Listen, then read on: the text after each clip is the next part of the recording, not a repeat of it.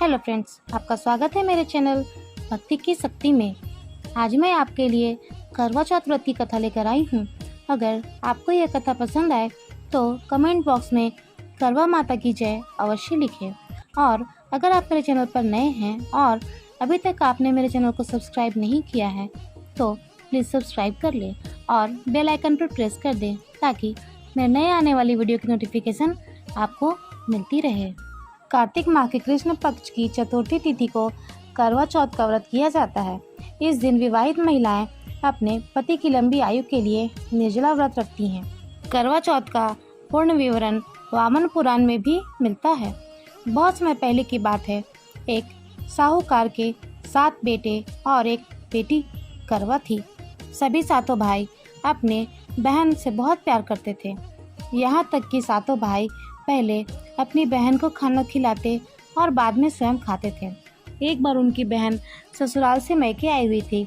मायके में ही करवा चौथ का त्यौहार पड़ा तो करवा की भाभीियों और माँ ने सबने व्रत रखा। करवा ने भी करवा चौथ का व्रत रखा। शाम को जब भाई अपना अपना काम निपटाकर घर आए तो देखा उनकी बहन बहुत व्याकुल थी। सभी भाई खाना खाने बैठे और बहन से भी खाना खाने को आग्रह किया। तब बहन ने कहा आज उसका करवा चौथ का निर्जला व्रत है और वह खाना चंद्रमा को देखने के बाद अर्घ देगी तभी खाएगी।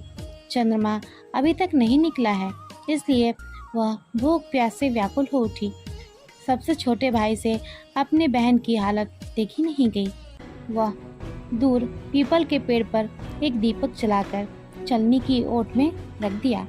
दूर से देखने पर वह ऐसा प्रतीत हो रहा था जैसे चतुर्थी का चांद निकल आया हो। उसके बाद भाई अपनी बहन से बोलता है कि चांद निकल आया है, तुम अर्घ देकर भोजन ग्रहण कर लो।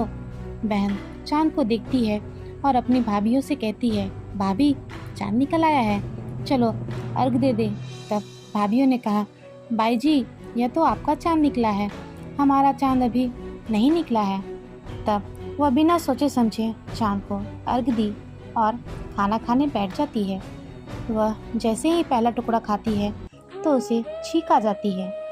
दूसरा टुकड़ा खाती है तो उसमें बाल निकल आता है और जैसे ही तीसरा टुकड़ा मुंह में डालने की कोशिश करती है तो उसके पति की मृत्यु की समाचार उसे मिलती है तो वह रोने लगती है। तब उसकी भाभियाँ सच्चाई बता देती हैं कि उसके साथ ऐसा क्यों हुआ। करवा चौथ का व्रत गलत तरीके से टूटने के कारण चौथ माता उससे नाराज हो गई।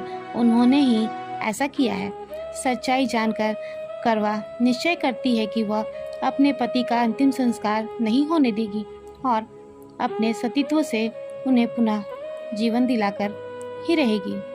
वह पूरे 1 वर्ष तक अपने पति के शव के पास बैठी रहती है, उसकी देखभाल करती है।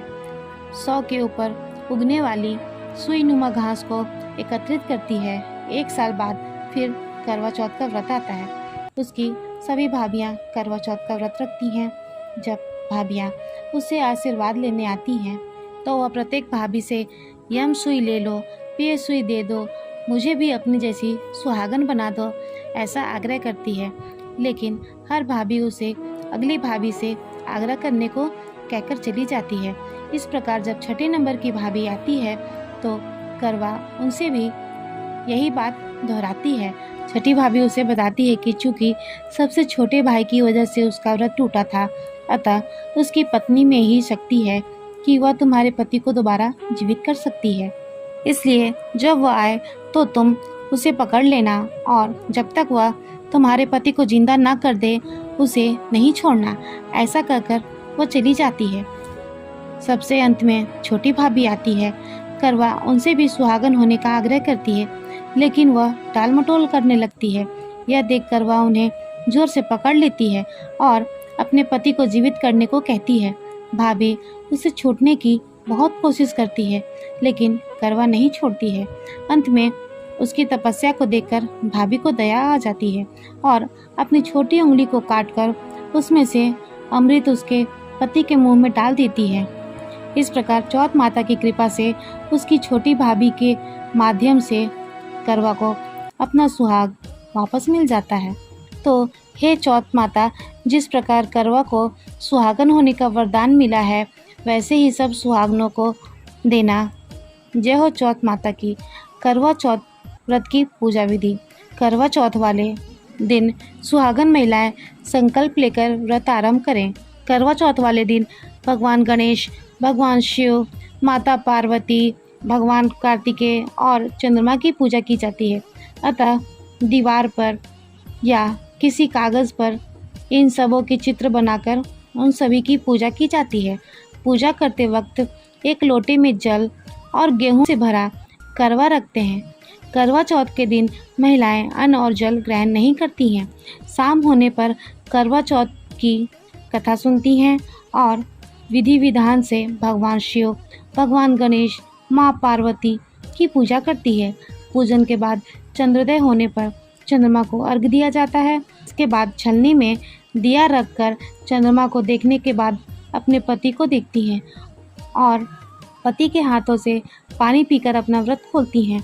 इस प्रकार व्रत को 16 या 12 बार कर उद्यापन कर देना चाहिए।